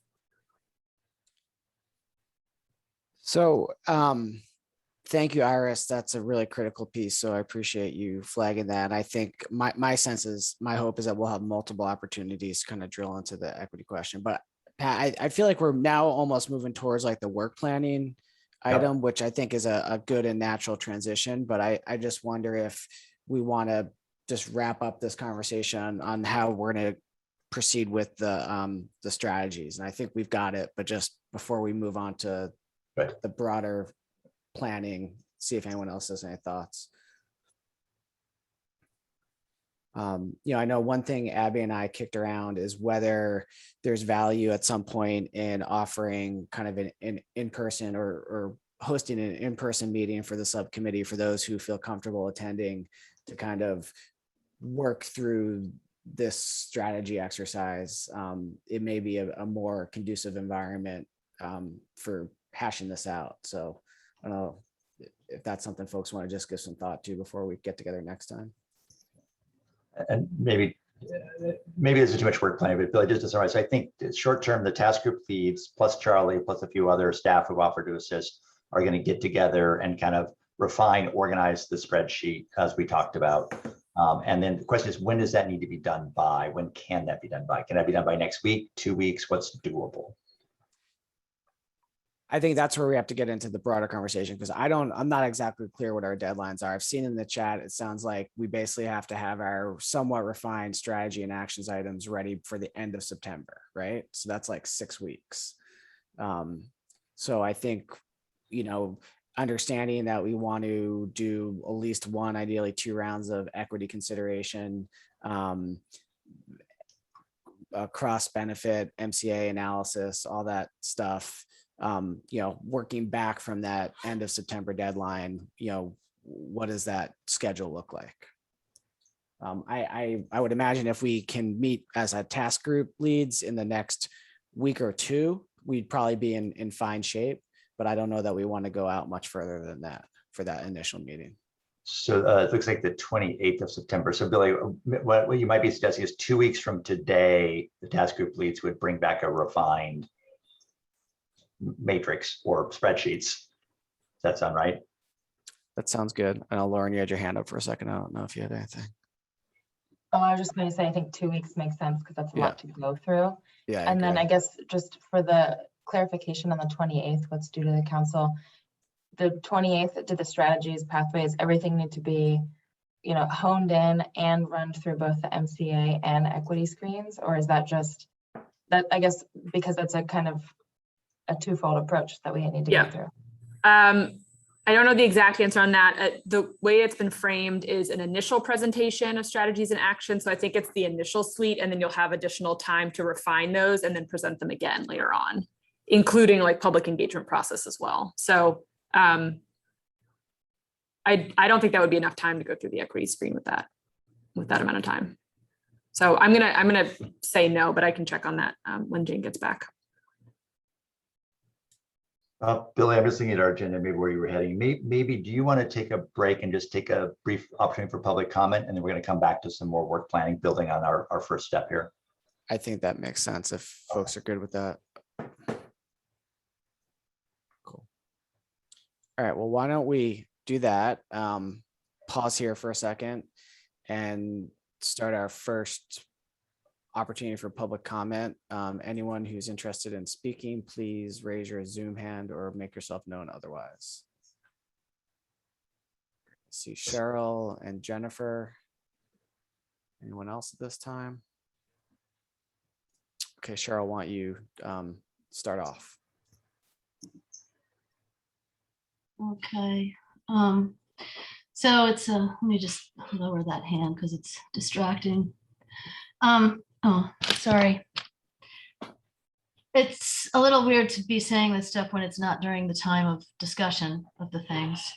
So I wrote a bunch of stuff down, just insert it wherever, and I don't know if it'll work this way, but I think that it was good to see the various pathways, and I wanted to say that. Initially, we were talking about watersheds. So Vermont in particular, some of the biggest issues here, as as we saw in Irene and from a few weeks ago here in southern Vermont, and I don't know what happened up, I think not much up north, but is the issues of all of this, you know, climate change and impacting hydrology. And I think that the restoration and protection of all waterways, lakes, streams, rivers included, restoring their natural functions to stop the severe flooding and mitigate and then be less damage when there is more flooding, which is coming, and more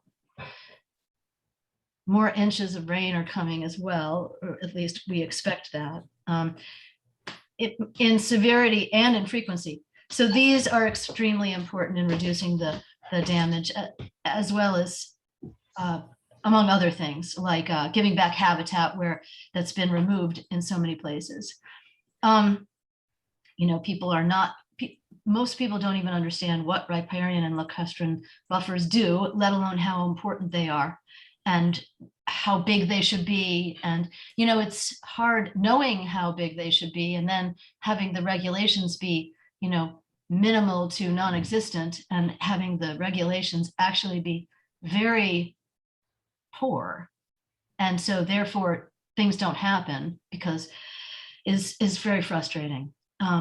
So that's part of it. Another time, you know, Judy has talked about equity, and I think I'm not sure, but it seems that, and also has talked about people being in the mix, which is part of equity. And also the fact that there wouldn't be a problem if the people weren't here. So I think equity and people are like a mixed bag of issues here. And I think that equity really shouldn't only be for humans. So just to have you know that.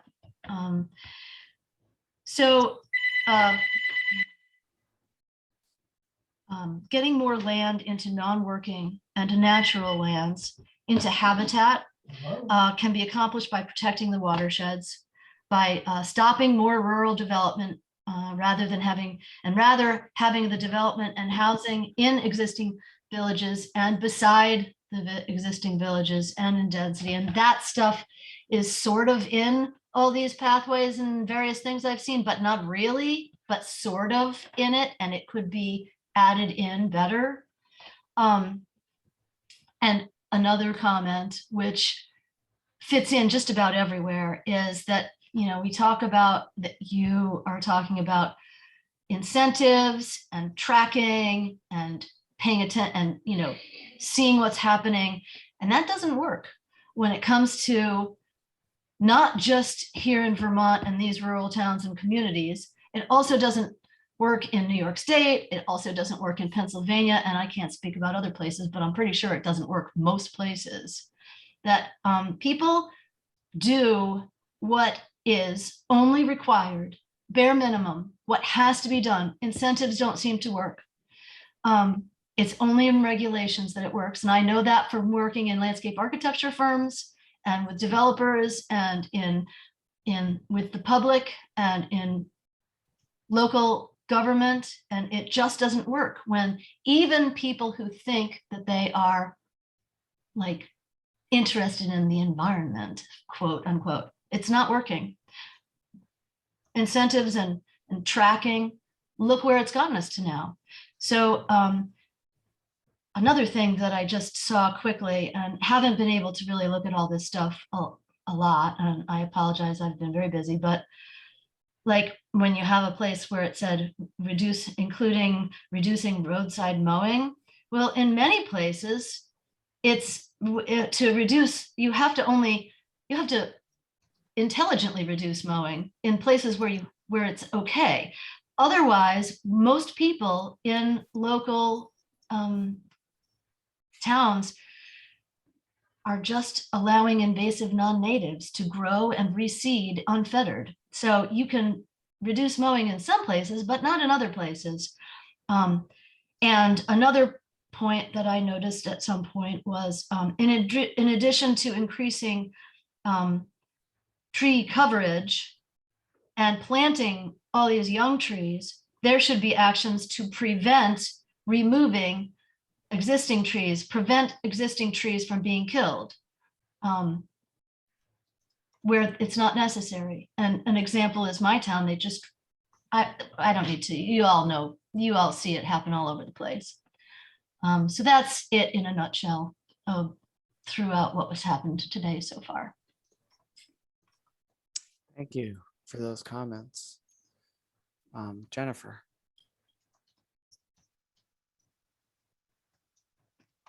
As always, thanks to the subcommittee members for all of your work. I was listening as you were going through various elements of the pathways, tasks, goals, strategies, and actions, and still feeling like I was not always on top of what each of those referred to. And it made me think of the Climate Council as a whole and what's going to be presented at the end of September, and thinking about engaging the public as well, and thinking how important, in some ways trivial, and yet very important it'll be to be clear about what those are. And for the first time, I then began, because I've long been an advocate for including equity. And as Judy has said, equity for all living things, including humans, at these different levels. And then it struck me how important that vision statement is going to be, where equity is stated, and maybe at some of the higher level situations like strategies, equity is always included there. And so it just made me think of that, and then how some of the specific actions may not include equity every single time. So just wanted to mention those things. Thank you. Thank you. Anyone else care to speak at this time? We'll have another opportunity at the end of the meeting. Great, thank you. So just going back to our agenda, I think we're gonna maybe just wrap up this work planning conversation a little bit further, and then there's some space for the committee to discuss other issues as needed. Then we'll begin to wrap things down. So Pat, is that something you're willing to kind of lead us Well, through? yeah, I've put together a little chart that's not perfect, but let me project that and we can talk a little bit about how to organize our work, if that makes sense. All right, so make sure I get the right thing here. All right, people see that okay? So again, this is where we'll kind of need clarity about how to do this. So we know on August 24th, you will present to the VCC about our not goals, so to speak, but our broad kind of thrust and emphasis. We know that the task group leads are going to work on refining the matrix, next week and the week after, and on September 3rd, you'll have the refined matrix. We can start discussions, and maybe to Alyssa's group, for lack of better terms, maybe the vision group can bring that draft if they're ready. And we know that right then we don't have technical consultant, but we need to infuse equity in those conversations. So the question is, on say September 10th, which is just a Friday, because I'm picking our standard meeting days, do you want a face-to-face longer meeting to continue collectively reviewing, the matrix? Do we then go back to virtual the 17th? By the 24th, which is a Friday before the 28th, we'd have to kind of finalize to be ready for the presentation of the Vermont Climate Council. And what I put as just to Charlie's idea is, do we want pathway groups to be doing some work in between in some fashion to further refine? So I think we don't have to finalize this today, but it'd be very helpful to know, do people want a face-to-face? How are we going to kind of get through this all together? Because there's a lot to get through. So I'm happy to change, edit, type, whatever. Just curious what people think about, how we kind of put our work together, including whether a face-to-face makes sense in early September.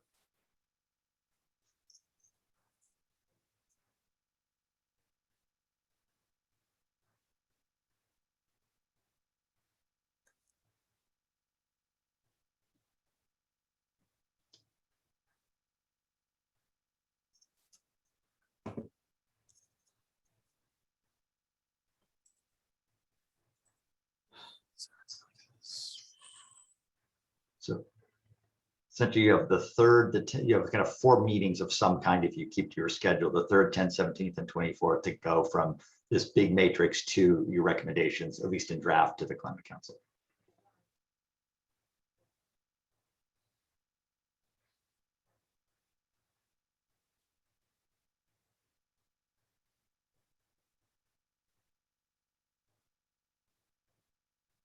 and as Abby already noted, we may have some scheduling problems, but what do people think? Let's specifically, do you want a longer face-to-face meeting soon after the matrix is refined to vet through this in detail? Would you prefer to stay virtual and just do our best to get through it?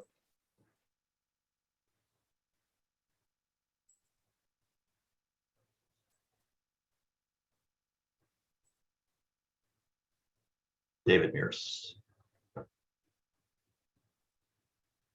Sorry, my mute button had moved. This is an impossible question, but I would absolutely love to get together in person, and frankly, would vote for that. I do want to recognize, I mean, really with the Delta variant issues, it just feels to me like the whole moment's fraught. And add to that Abby couldn't make it, which is understandable given that she'd be coming from far away unless we all went to her farm. It makes sense to me that we would try to do it in person, but I mean to do it through Zoom. But I wonder if we shouldn't, set it up so that we've got a longer amount of time with some breaks in between.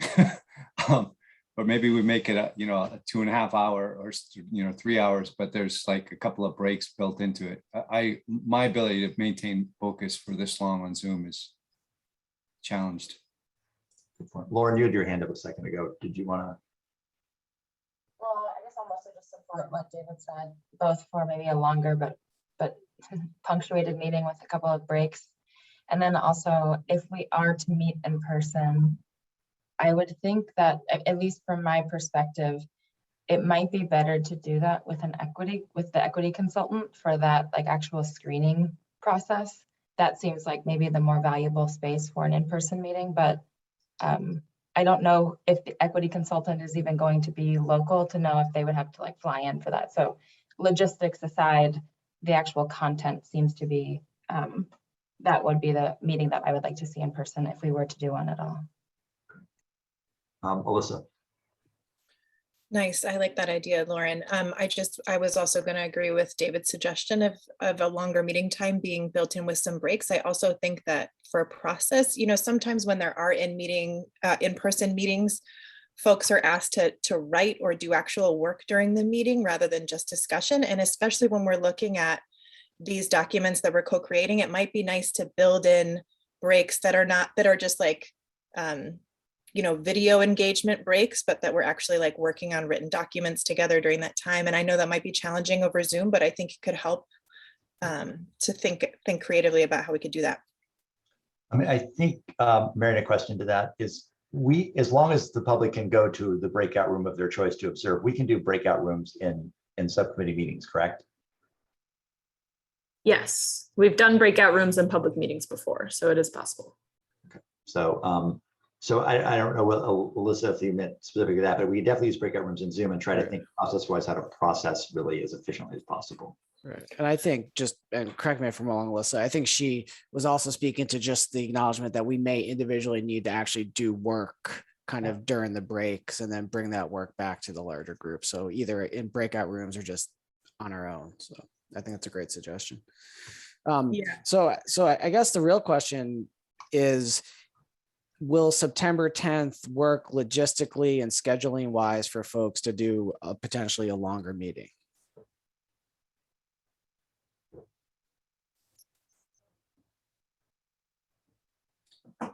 I think that assumes that we will bring the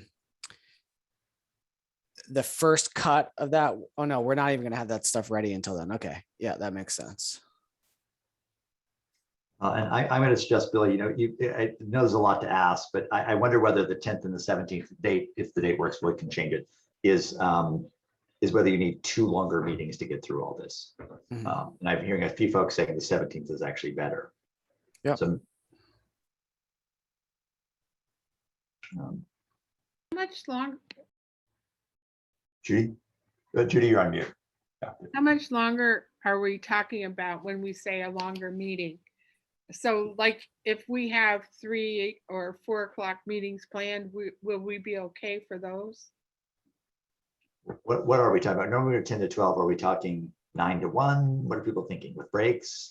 What do people think? Yeah, I can't imagine more than 3 or 4 hours. It seems like maximum for me. And my personal preference would be to advocate that we do, you know, start earlier in the morning and still try to end by noon, but obviously open to the will of the group. But I agree. I think 3 to 4 hours in Zoom land, even with breakout rooms, is that's where my attention span just about tops out. And I'm going to note just what I'm seeing in chat, there's going to be some scheduling conflicts. So I'm wondering whether we just need to dive in, recognize not everyone necessarily can be at both, but everyone's going to see it. You know, we can be able to track all the information and it'll be all transparent and visible, but we probably just need to keep working. Would be my thought. And then to, you know, I don't know whether we can just ask here or poll. I mean, could we start as early as 8:39? What's, you know, I don't know what people have childcare, school starting, there's, you know, all those things too. Is it better to do, sorry. Is there anybody that couldn't start on a Friday morning at 8:30 or 9?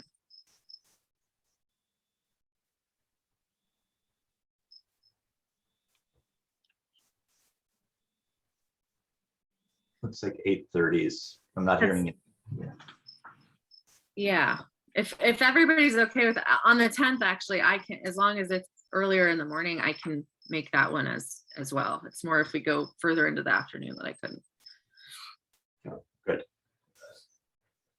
All right, so I think we've got some near-term steps. We've got a lot of work to do as a full group and longer meetings with breakouts and individual breaks. And I think part of the job will fall on me and Marion and the co-chairs to think about how to structure this in a way that we can be inclusive and really rich dialogue and also efficient. We have to figure out how to balance those things.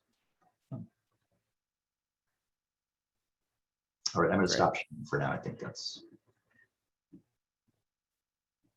all right. Billy, Abby, back to you guys, I think.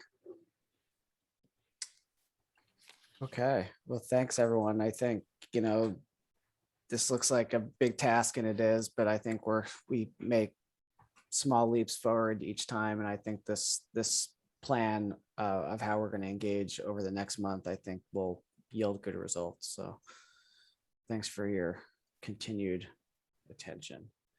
So per Charlie's question, just to put a finer point on it, as I understand it, we are moving forward with the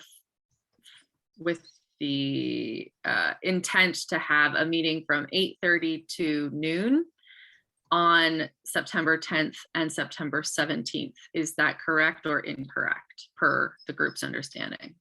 That's what I heard, Abby. And or does that not work for anybody? To Charlie's point.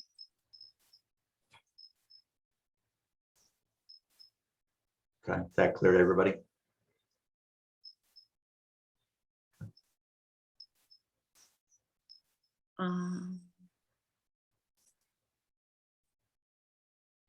I think. Lauren, what do you mean? I think Pat So that we have flagged those. that yeah, I think Pat flagged that the 17th might be the equity consultant meeting, but it sounds like if we're going to do 2 long working sessions to get through our full list, that we should wait until we have that revised, more formalized, finalized list ready for the equity consultants at a subsequent meeting. Got you. I'll maybe move it to the 24th for now. Good idea. So Lauren, what does that mean? The equity consultant will go through everything we suggested? I don't know what the scope of work looks like for the equity consultant, but my understanding is they would help us walk through our strategies and or actions and pathways with the equity screen so that they would facilitate that conversation for us. Yeah, and I think, I don't know exactly how many it is, Judy, but I think they're only going to come to one subcommittee meeting because they're going to go to all of the subcommittees. So whatever they can work through in that one meeting, and then you all will have the knowledge to be able to do that for the rest of your actions. And have you chosen someone yet? Nope, the responses to the RFP are due today. And the one thing I'm just hearing, I want to check with the group and then I'll help you. I think we're going to get them when we get them. We don't know quite where. So I just think we have to put equity front and center as we go right now. And we can't wait to have those rich discussions, even though we're going to have more help later. We just need to keep getting that in there and in the mix, you know, starting on the 3rd all the way to the 10th and 17th, whether we have that consultant or not. Thank you.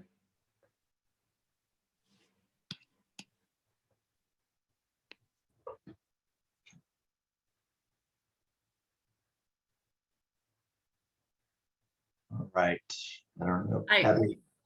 Yeah, I apologize. I don't have the agenda in front of me because I'm super functional today. But I think we're to the end and ready for the last public comment. Billy, do I have that right? Yep. Or Pat, whoever has the agenda. So basically, you know, we got 7 minutes left. If there's any, you know, we probably have a couple of minutes. If there's any just general topics of interest or discussion that members of the subcommittee want to raise for others, we've got probably a couple of minutes there. But otherwise, you know, I think we'll wrap it up. Lauren? Nothing exciting, no big brainstorm. Sorry, David. Just to say that yesterday I let Abby and Billy know that I was stepping down as the cross-sector mitigation liaison from the subcommittee. So if there's interest by this group to have a liaison continue to go, I just want to let you know that I will no longer serve that capacity here. Thanks, Appreciation to you for having carried that for the amount of time that you did. And if anybody else has any interest in doing so, please let us know. Yes, Billy? Yeah. I was just thanking Lauren. Oh, sorry. As a forewarning for anybody who wants to stand up, and I know this is being recorded, but this subcommittee is much more fun, and that they have 3-hour meetings. So just prepare yourself if you do it. They're going to 2-hour meetings now every week. For asking for volunteers, I'm willing to listen and try to carry the conversation between the two subcommittees. Thank you, Ryan. David? Awesome. Yeah, I was waiting to put my hand up until someone volunteered because I didn't want it to be confused that I was volunteering. Come on. I had a question for one of the council members, and maybe Marion or Billy, but how often does the steering committee meet? I saw Marion, your last message saying that the agenda item around how the proposal about drafting and including, you know, getting that thing was postponed. And I'm just nervous knowing how quickly the work has to get done, that delays by getting a clear path forward are going to hang up the actual drafting work. Yep, great question. So they typically meet the week before a full council meeting.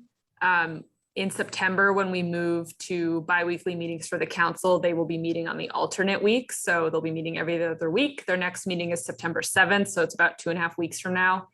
I hear you on the delay for drafting. There was a lot of discussion around that drafting committee needing to be a formalized process, which means it needs to be adopted and discussed at the steering committee. And there was a request to delay it so that certain members of the steering committee who weren't able to make the meeting yesterday would be there for conversation. So that's why it was delayed. I think myself and Jane and 3 of the counselors who developed that proposal have met and have gotten it pretty close to complete. So there has been some work in the background to kind of get that proposal ready to go, but it has to go in front of the steering committee and it was delayed. So we have to wait until the 7th. Great, thank you. A follow-up question is, you know, I've through informal conversations with some of the staff that are involved with supporting the work of the Climate Council, I've heard that they're not sure what staff role is going to be at A&R in terms of doing the drafting work. And at the same time that I think it's really critical to get some of the council members engaged and subcommittee members engaged in drafting and have a plan for that. At the same time, I also know that a substantial amount of work will have to be borne by the A&R staff. And maybe this is more of a request than a question, but I would, maybe it's just because I used to work at the agency, but I just know that all of the people that are working on this all have full-time jobs independent of the Climate Council. And while there's been some added resources, I assume there's going to be a significant amount of dislocation of people's existing work plans in order to be able to free up time to do the kind of work on this that I'm hopeful we'll do, whether it's capturing, some of the background and context for this work, describing some of the data and conclusions that's informing our recommendations. There's a fair amount of work that can be done even before the council itself has even made decisions. We've made all of this, at least our subcommittee, and I think the other ones all have a pretty clear set of directions that they're headed in, and the laying the groundwork and context for that will be really important. And I have just assumed that the staff would play a really critical role in that. So my entreaty is just that, for you and Jane and the A&R leadership team, that you're thinking really proactively about giving assignments out now, to start to fill out that outline of information. Yeah, thanks, David. I can't speak directly to work assignments of other A&R staff, but I will say that thought process around who is involved in drafting certain components of the plan, including those components that you mentioned that are outside of what this subcommittee has been working on, but framing up the issues, framing up the data and the science that goes into the plan.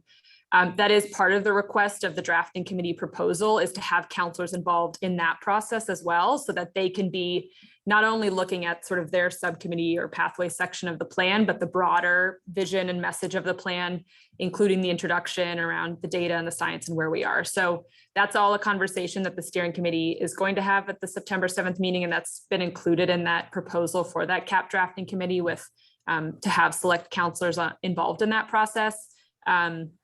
And then to the extent that other A&R staff will be pulled into that, I think a lot of work, at least for the background that you're talking about, and I don't want to call it background, but the science and the data and the framing, is being done or will be done in the science and data subcommittee. And that's work that they're looking at and focusing on. But anyway, so to your point, that's I think a large intent of the creation of this CAP drafting proposal and committee is to look at the plan and sort of think about who's going to be working on what section and reviewing what section, and whether that's counselors or staff or other support. So, but thanks for that.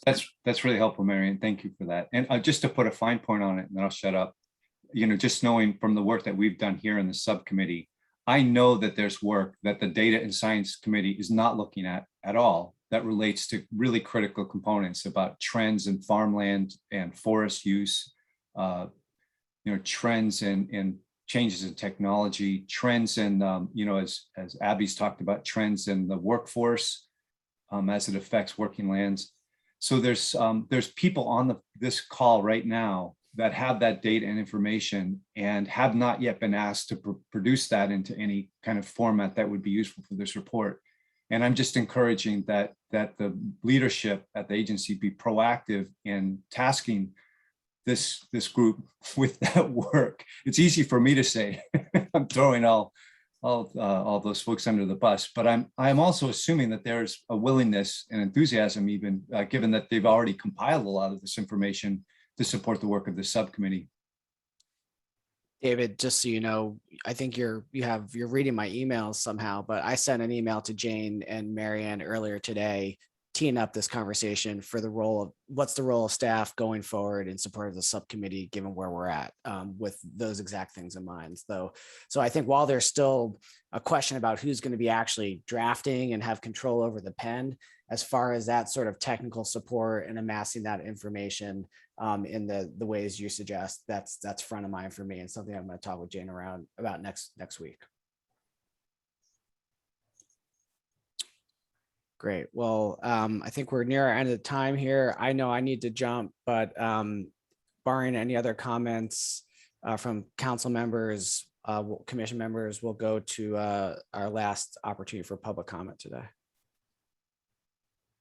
All good? Okay. Any members of the public who would like to speak, please do so. Cheryl. Anyone else? Okay, Cheryl, go ahead. Okay. I would like to ask a question of everybody here. I keep hearing some really valid comments from a lot of public, Jennifer, Zach, stuff that I say I think is pertinent, of course, so why not? But I would like to hear from you guys, because I don't typically hear anybody like commenting on all that stuff. And, you know, I've put some stuff in the public comments and on the portal just once, actually, after the whatever. And I wonder if anybody, what you're doing about what the people are saying, because it's not discussed. And I think they're valid points that are brought up a few times. And I know there are some people on here that have some similar ideas, but not exactly the same necessarily as what others are. Anyway, I would like to have like a little bit of a response for any of the comments ever, and what you all think about them, or some of you.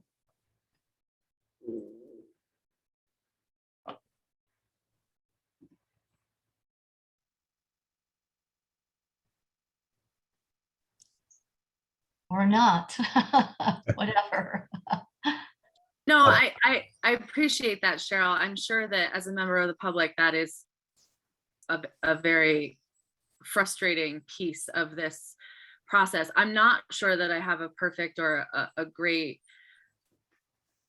response. There is so much we're trying to juggle with the timeline and things that literally the discussion time it is what we lose in the process as we're trying to hit the deadlines that have been imposed upon all of us in this regard from the statute. So I completely take your point. I'm just going to think a little bit more about what you offered with that, and try to address it maybe the next meeting that we have. But I appreciate you bringing that forward, and I'm sorry for any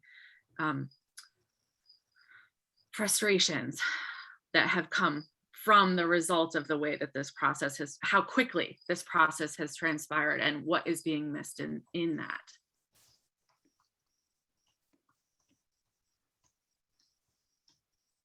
Lissa. Cheryl, one of the things that you mentioned earlier today, actually, I thought about quite a bit, and I just want to acknowledge that there have been a couple times I think that we did discuss or respond directly to public comment, and I think it would be a great thing for us to try to more formally build in how we respond and engage and communicate with folks. But since you're looking for responses, I will say one of the things you said was about the importance of regulation as being kind of the only tool that makes the changes we want to see. And I respectfully disagree with your opinion. And I think that there's a lot of science, including some of my own publications, that support that intrinsic stewardship motivations and incentives are the primary drivers for conservation behavior among farmers. And I think it's really important that we think about the role of regulation and the other tools that we have in the way that we are trying to meet these goals. So I know you were looking for direct response, and if you would like to email or have a conversation another time, I personally would be happy to engage with you.